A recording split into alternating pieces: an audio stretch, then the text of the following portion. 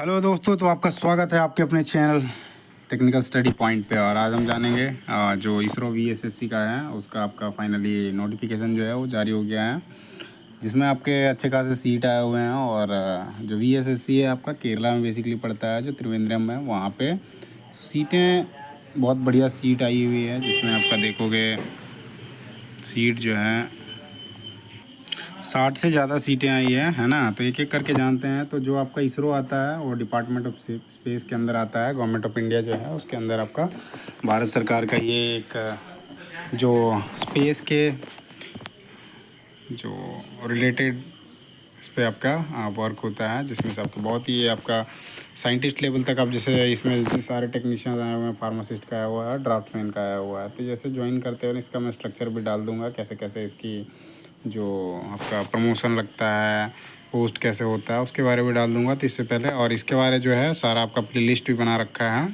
वो प्लेलिस्ट में मैं शेयर कर दूंगा टेलीग्राम के चैनल पे, जो आपका टेक्निकल स्टडी पॉइंट का ही टेलीग्राम चैनल है ना। उस पर आपका पूरा का पूरा जो है जो जितने भी प्रीवियस ईयर के हैं वो सारे डाल देंगे। तो हम पहले देखते हैं इसके जो पेपर हैं। सो उसमें फिटर का बना रखा है, और दूसरा जो है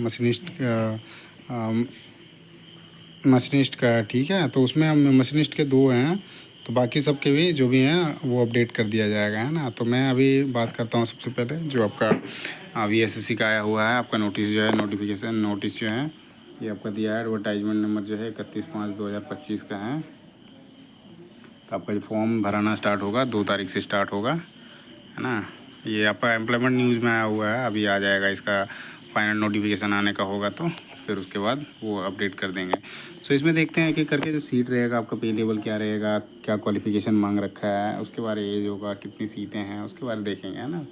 सो सबसे पहले हम आते हैं फिटर पे। है 1 नंबर पे जो है आपका फिटर है, इसकी पोस्ट कोड है ये वाला, है ना। पे लेवल जो है आपका लेवल 3 का है, जो टेक्नीशियन बी होंगे लेवल 3 में, और उसका जो बेसिक रहेगा आपका 21,700 से 69,100 तक, है ना। मतलब इसको भी कुछ डाउट होगा तो इसके बारे में आप कमेंट करना, इसके बारे में मैं अलग से वीडियो बना दूंगा, है ना। सो फिटर में देखते हैं। तो फिटर की जो सीट है इसमें 20 सीटें हैं, और इसके लिए जो मिनिमम क्वालिफिकेशन चाहिए आपका 10th होना चाहिए, और 10th के साथ फिटर ट्रेड से ITI होना चाहिए। टोटल सीटें जो हैं 20 सीटें हैं, जिसमें सबका अलग अलग कैटेगरी में ये हैं।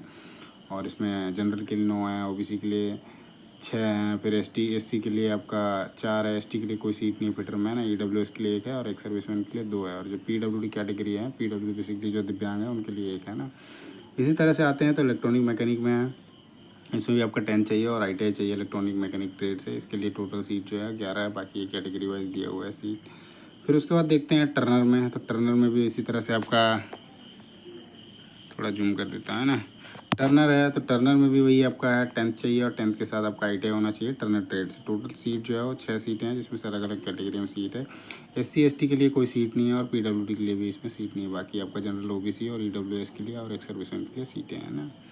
मशीनिस्ट पे आते हैं। तो मशीनिस्ट पे टोटल 5 सीटें हैं, इसमें भी ST SC का सीट नहीं है, और टोटल 5 सीटें हैं, इसमें भी आपका 10 चाहिए और ITI चाहिए मशीनिस्ट से। उसके बाद इलेक्ट्रीशियन में आते हैं। तो इलेक्ट्रीशियन में भी आपका पे ग्रेड जो है, जितने भी टेक्नीशियन भर्ती होंगे टेक्नीशियन बी में, सारे के सारे लेवल 3 पे ही होंगे, है ना। तो इलेक्ट्रीशियन पे आते हैं तो इसका भी 10 चाहिए, और इलेक्ट्रीशियन ट्रेड से आपका ITI होना चाहिए। इसमें 5 सीटें टोटल है, जिसमें से आपका इसमें EWS के लिए और SC के लिए सीट नहीं है, बाकी जनरल के लिए 3 है, OBC के लिए 1 है, और ST के लिए जो है 1 सीट है, ना। PWD के लिए 1 सीट है। ये कैटेगरी बेसिकली है CD, अलग अलग होते हैं, मतलब उसमें PWD में भी, तो उनके लिए है। उसके बाद है इलेक्ट्रोप्लेटर, है ना। इसके लिए भी वही है, आपका 10th चाहिए, 10th के साथ आपका इलेक्ट्रोप्लेटर से आपका ITI होना चाहिए, 3 सीटें हैं। उसके बाद है वेल्डर का, वेल्डर में भी 10th पास होना चाहिए, और साथ ही आपका ITI होना चाहिए। वेल्डर ट्रेड से 2 सीटें हैं, दोनों की दोनों जनरल की सीटें हैं। फिर आते हैं MR एंड AC, जो ये आपका एयर कंडीशनर का होता है उनका। तो mechanic refrigeration and air conditioning होता है, उससे आपका ITI कराया जाता है। तो उससे भी आपका वही मांग रखा है, 10th और ITI होना चाहिए। 1 सीट है जो ये आपको OBC की सीट है, ना। उसके बाद है MMB करके आता है, मोटर मैकेनिक व्हीकल और डीजल मैकेनिक, इनके लिए 1 सीट है, जिसमें से आपका जनरल की सीट है, और 10th और ITI चाहिए इसमें। उसके बाद है फोटोग्राफी, ये बहुत कम जगहों पे होता है फोटोग्राफी का। कारपेंटर का मिल जाता है, जैसे जितने गवर्नमेंट कॉलेज हैं, गवर्नमेंट कॉलेज में ये फ़ोटोग्राफी और कारपेंटर का मिलता है। बाकी ज़्यादातर प्राइवेट कॉलेज में कभी मिलते हैं। बाकी जिन्होंने भी कर रखा है उनके लिए बहुत ही बढ़िया अपॉर्चुनिटी है। इसरो जो है बहुत ही चर्चित और बहुत ही विख्यात जो है भारत सरकार की एक ऑर्गेनाइजेशन है। इसमें आपका इनके लिए भी एक सीटें हैं ना। सो टोटल जो है 60+ सीट है। उसके बाद यहाँ पे ड्राफ्ट्समैन बी जो है, ये बेसिकली ये भी लेवल 3 का ही है, जिसमें मैकेनिकल का है। ड्राफ्ट्समैन होता है जो उसका 3D 2D वो डायग्राम बनाने का जो है वो ड्राफ्ट्स करने का होता है ना। और 2D ज़्यादातर जैसे कॉपी में होता है तो 2D का है, बाकी 3D वो तो आपको पता होगा, मैकेनिकल जो ड्राफ्ट्समैन मैकेनिकल से कर रखे हैं ना। सो 10th होना चाहिए और साथ ही आपका ITI होना चाहिए। ड्राफ्ट्समैन मैकेनिकल ट्रेड से है ना। टोटल सीटें जो हैं 7 सीटें हैं। बाकी जनरल OBC SC ST के लिए इसमें सीट नहीं है ना। EWS के लिए है और आपका एक एक्स सर्विसमैन के लिए है। उसके बाद है लेवल 13 नंबर सीरियल में फार्मासिस्ट के लिए जो है वो लेवल 5 की जॉब है ना। फार्मासिस्ट बेसिकली आपका जो दवाई का डिस्ट्रीब्यूशन करने का काम करता है। मतलब एक आपका MI रूम होगा, वहाँ पे आपका बैठोगे, या फिर जो मेडिकल रूम होता है वहाँ पे ये इनका काम होता है डॉक्टर की हेल्प करने का। तो उनके लिए भी है, जिसमें आपका ITI होना चाहिए और फर्स्ट क्लास डिप्लोमा होना चाहिए। फार्मेसी में एक सीट है। और ये एब्रीविएशन यूजर दिया हुआ है। इसमें आपका PWD का मतलब क्या होता है, ये सारी चीज़ दे रखा है ना। इसमें देखो सर, जो अनरिजर्व हैं उनके लिए जैसे 7 दे रखा है। कैटेगरी D का कौन कौन आएगा उसमें, ये कैटेगरी A1 B और C, ये जो डिजेबिलिटी की कैटेगरी है वो सारा दे रखा है ना।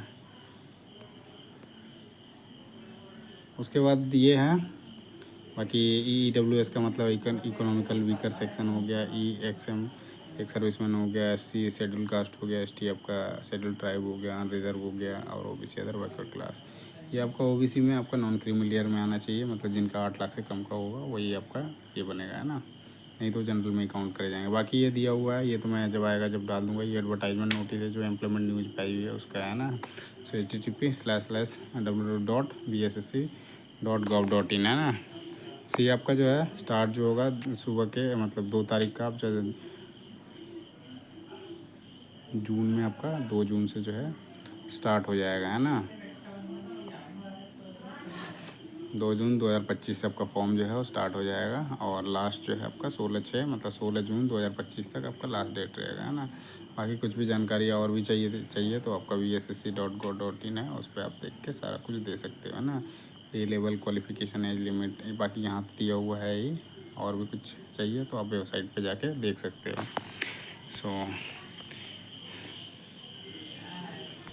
इतना ही है इस वीडियो में है ना। और वीडियो अच्छा लगे तो वीडियो को लाइक करो, चैनल को सब्सक्राइब करो और साथ ही अपने दोस्तों के साथ शेयर करना ना भूलें, जिससे मिलजुल के क्या होता है तैयारी करने में भी बहुत ही आसानी होती है। तो बस इतना ही कहना चाहूँगा, पढ़ो नौकरी लो, नौकरी आप देश के लिए सेवा करो। धन्यवाद, जय हिंद।